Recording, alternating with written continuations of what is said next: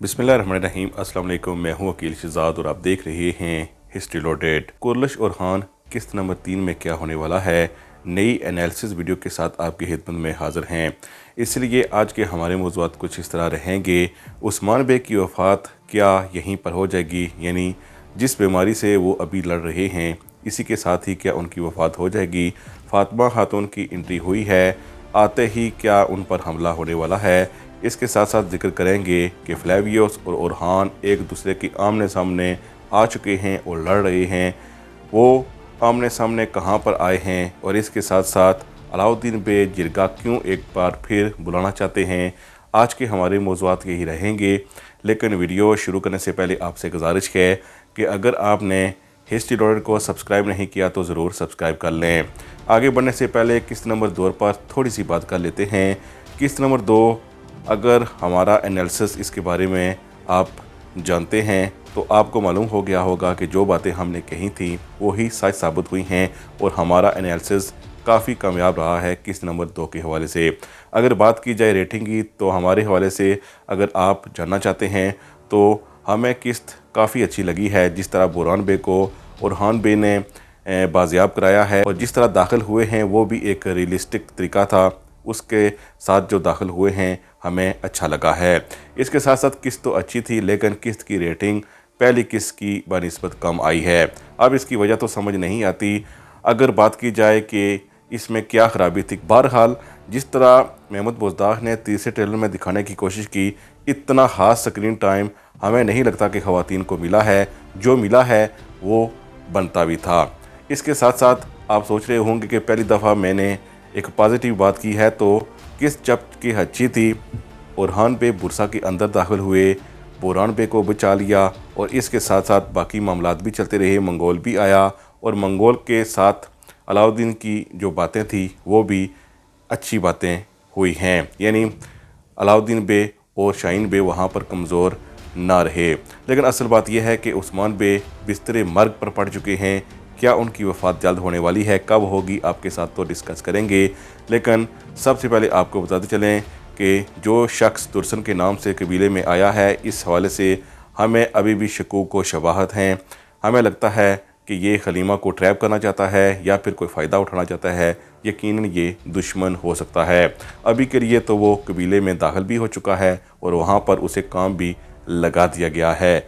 बहरहाल किस्त नंबर 2 हमें लगता है कि एक बैलेंस किस्त थी।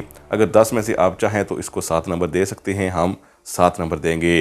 रेटिंग कम आई है लेकिन हो सकता है कि अगले हफ्ते रेटिंग बेहतर हो अगर कहानी में कुछ अच्छा दिखाया जाता है तो। इसके साथ साथ किस्त नंबर 2 में हमें मालूम हुआ कि बुरसा की तरफ एक सुरंग भी जाती है जहाँ से वो निकलते हैं, यानी जितने भी गवर्नर या कमांडार हैं बाहर जाते हैं उस सुरंग के ज़रिए जाते हैं और इस सुरंग के ज़रिए ही आगे हमला हो सकता है। लेकिन चूँकि आप बुरसा की तारीख जानते हैं कि बुरसा की तारीख किसी सुरंग से होकर नहीं गुजरती, यानी जो हमला हुआ था और जो इसको फतह किया गया था वो किसी सुरंग से होकर नहीं निकलती।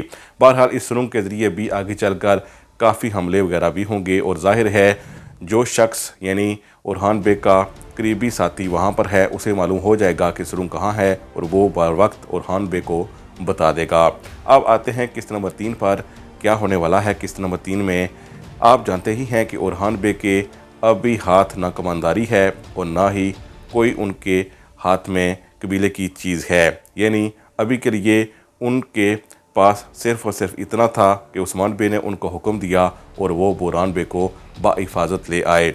लेकिन इसी दौरान आप जानते हैं कि ओरहान बे की वजह से ही करारगाह बची है। बेशक इसका क्रेडिट शाहीन बे ने लेने की कोशिश की है लेकिन अभी के लिए अगली किस्त का ट्रेलर देखने से ऐसा लगता है कि ओरहान बे रुकने वाले नहीं हैं। उन्होंने अब बजंतीनी को छोड़कर मंगोलों पर हमला करने का फ़ैसला कर लिया है। इस पर आगे चलकर बात कर लेते हैं। पहली बात कर लेते हैं उस्मान बे पर। जैसा कि आप जानते हैं कि उस्मान बे बीमार हैं और बीमारी की वजह उनकी कोई अपनी बीमारी नहीं बल्कि वो मंगोल है और जाहिर है मंगोलों का जासूस है वो तबीब जो उनको दवा देता है और यकीनन कुछ ना कुछ ऐसा वो उनको दे रहा है जिससे उनकी तबीयत बिगड़ रही है। यानी उस्मान बे कुदरती तौर पर बीमार नहीं हैं बल्कि तबीब उनको कुछ ना कुछ दे रहा है जिसकी वजह से वो बीमार हैं। और अब जबकि ओरहान बे को मालूम हो चुका है कि वो तबीब गद्दार है और किसी को पैगाम भी भेज रहा है, तो अगली किस्त में ज़ाहिर है वो उसे इस्तेमाल करके झूठी खबर मंगोल तक पहुंचाने की कोशिश करेंगे और उसके बाद उसका वैसे भी हो सकता है कि जल्द ही मौत का टाइम आ चुका हो, यानी गद्दार की बात कर रहे हैं। इसके साथ साथ ज़ाहिर है अलाउद्दीन बे तक भी खबर पहुंच जाएगी और वो उस्मान बे की सेहत को लेकर खुद जांचने की कोशिश करेंगे और किसी नतीजे पर पहुंच जाएंगे।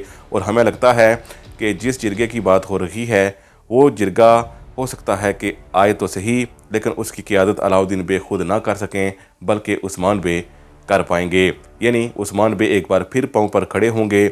और हमारी न्यूज़ के मुताबिक उस्मान बे को चंद किस्तों के लिए नहीं लिया गया है, इस सीज़न के लिए कम अज़ कम उन्हें लिया गया है। इस सीज़न के आखिर में हो सकता है कि उनकी मौत दिखाई जाए और बुरसा की फतह के करीब ही उनकी मौत दिखाई जाएगी। और अभी के लिए उस्मान बे की मौत दिखाना ना मुनासिब है, ना ड्रामे के लिए, और तारीख़ी एतबार से भी अगर देखा जाए तो अभी उस्मान बे की मौत नहीं दिखाई जा सकती। बहरहाल चूँकि तबीब का मामला आ गया है तो वैसे भी हम कन्फर्म हो चुके हैं कि उस्मान बे अब बच जाएंगे। दूसरी तरफ फातिमा की एंट्री हुई है, वो पहाड़ों में गई हुई थी। असल बात तो हम जानते हैं कि फातिमा खातून के लिए जिस अदाकारा को लिया गया था उसने आखिरी वक्त में कुर्लिश और हान में शिरकत से माजरत कर ली थी। अब जो अदाकारा ली गई है ये बरबरोसा में काम कर चुकी हैं और काफ़ी टैलेंटेड अदाकारा हैं। बहरहाल उम्र के लिहाज से थोड़ी बड़ी दिखाई दे रही हैं। उनकी एंट्री हुई है और जाहिर है शाहीन शाह ने अपने बेटे को कहा है कि वो आ रही है, तुम उसका ख्याल रखो ताकि तुम्हारी उससे शादी हो।